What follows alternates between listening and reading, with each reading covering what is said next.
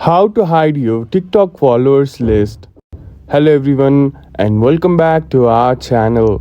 Want to keep your followers list private on TikTok?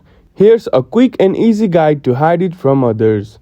First, open the TikTok app and go to your profile by tapping the bottom right icon. Then tap the three lines in the top right corner to access the settings menu. Now, navigate to Privacy Settings. Select Settings and Privacy and tap on Privacy. Now, scroll down to the follower list option and tap it. You will see two choices, Only Me or Everyone. Select Only Me to hide your follower list. When your follower list is private, only you can see who follows you.